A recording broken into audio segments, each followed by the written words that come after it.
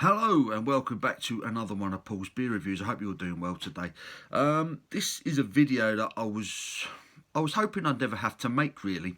As you can tell by the title, it involves Aldi's Rheinbacher Pilsner, which is probably the beer that I've drunk more of than any other over the last, I'd say at least 2 years, probably more. And I've always loved it. I've been a big advocate for the beer. Taking into consideration the price, you can get 4 500ml cans of the stuff for $2.99. Always enjoyed it. Always been a really good session beer at 4.5% ABV. Love the stuff. However, in the last couple of months, I've noticed that they've changed the artwork on the can, and that always sets alarm bells ringing when breweries do that, because you kind of hope that with the change in artwork, they haven't gone and tampered with the recipe of the product itself. If you know Rheinbacher, you drink Rheinbacher, you will know that Aldi sell it in bottles and cans. And the can ABV strength has always been 4.5. The bottle ABV strength has always been 4.8. However, with the new branding change, the ABV in the bottles has been reduced to the 4.5 to match the cans, which also set alarm bells ringing. So here is the new can. They haven't changed it much. I'm not going to be dramatic about it. There's a few subtle changes. Used to be a black trim around the top of the can, which is now gold. Most of the writing is still the same. It's still 4.5% ABV. Still recommends best served chilled, and it still importantly says that it's brewed in accordance with the German purity law. However, as far as I remember, the beer stated on the can that it was actually brewed in Germany. This is now no longer the case.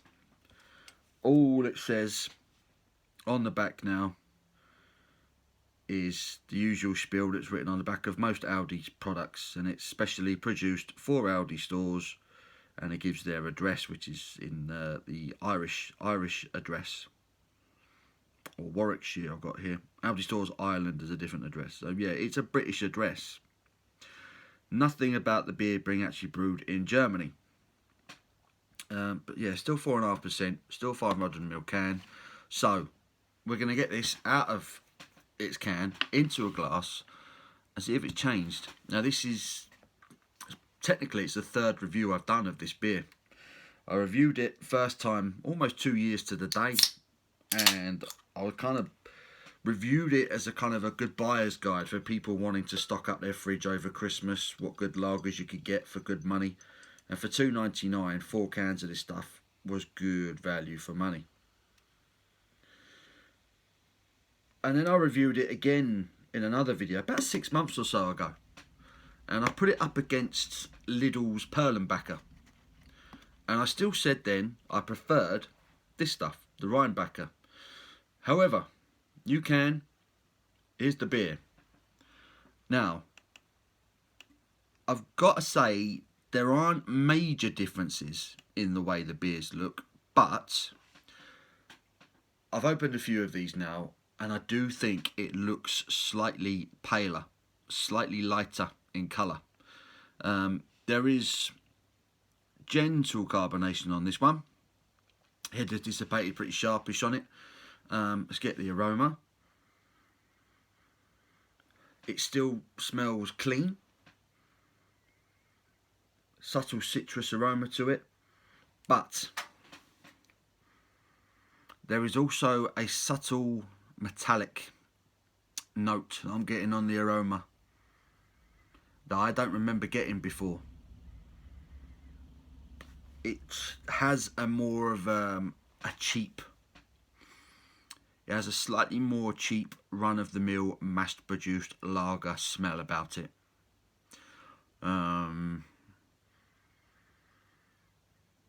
Which straight away is worrying. So yeah, subtle citrus aroma, subtle barley malt, kind of almost a ricey type aroma, but I mean there shouldn't be any rice in it because it's brewed to the German purity law. But it tastes cheaper. already. It tastes cheaper. Doesn't smell as good. I keep saying the word taste. I haven't even tasted it yet. It smells cheaper. Let's get stuck in. Cheers.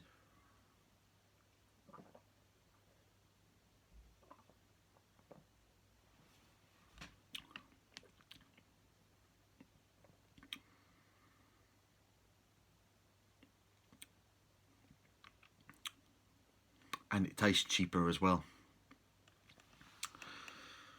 It tastes slightly sweetened. There's a slight artificial sweetness to it that I don't remember tasting on it before. There's less of a malty flavour to this mid-palate than I remember there being before.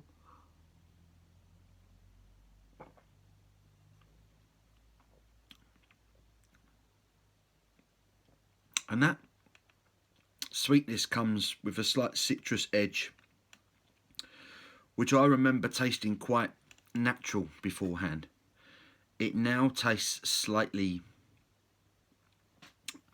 man-made, slightly manufactured, slightly fake.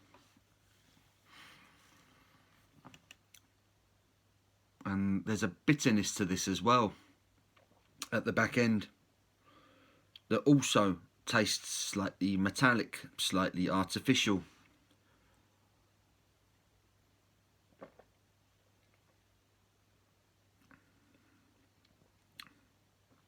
In general, it tastes cheap. It tastes artificial.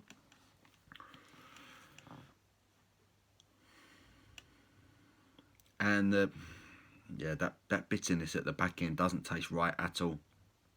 It doesn't taste right at all. It tastes like a cheap, mass-produced lager does. It is drinkable. It's not. I've had worse, I'll say that much. There's actually got a bit of flavour to it. But that wasn't the point with Rheinbacher before. Rheinbacher before was a fantastic lager. A lager that I would put up there with any other available in any other supermarket. And Aldi, in their wisdom, have unmistakably changed the recipe. They've cheapened it. They're cutting costs, and they have ruined Rheinbacher. I'm going to say it. They've ruined Rheinbacher. And that, for me, is the final nail in the coffin for Aldi in terms of beer in 2020. They have been absolutely annihilated this year by Lidl with their beer festivals and the quality of the beers that they've been selling and the prices they've been selling them at, whilst Aldi, on the other hand, it's almost like they've gone out of their way to stop people going into their shops and buying beer, because the beer that they've been knocking out this year has been awful. In general, just absolutely awful. But to ruin the one good beer they had, the one consistently good beer they've had, to change the recipe on that and then still sell it to us at the same price, that for me is the final nail in the coffin. If anyone from Aldi watches this, what are you doing? What are you doing?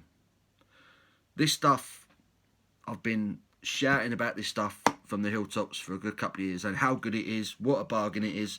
I can't do that anymore. I can't.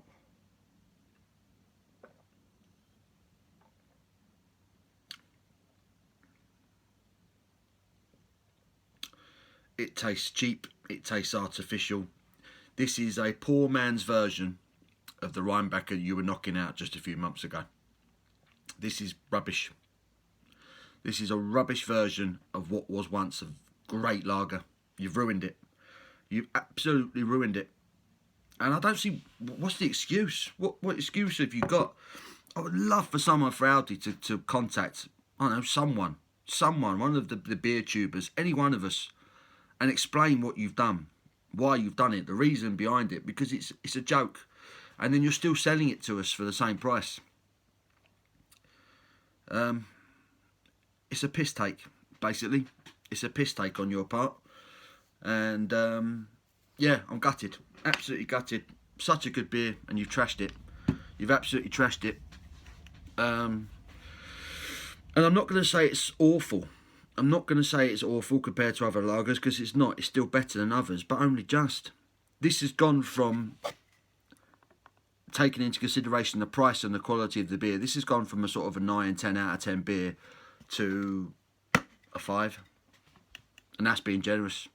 That's being generous. This is now on par with Budweiser. And a lot of people will never drink that stuff. Yeah, I'm gutted. Absolutely gutted. It's been ruined. The recipe's been ruined. And you've got no excuses, Aldi. No excuses for it. Unless you can offer one. If you can offer one, go for it. But this is awful. You've ruined the one solid good beer you had. And I'm absolutely gutted. This stuff from Rheinbacher. This stuff from Rheinbacher from Aldi, is no longer a 10 out of 10 beer.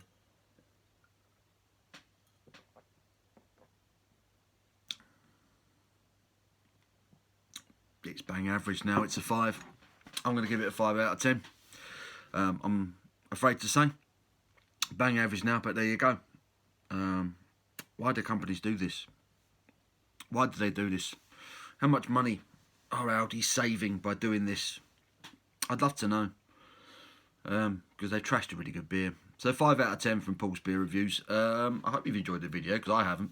Give it a thumbs up if you have. Until my next one, you take care.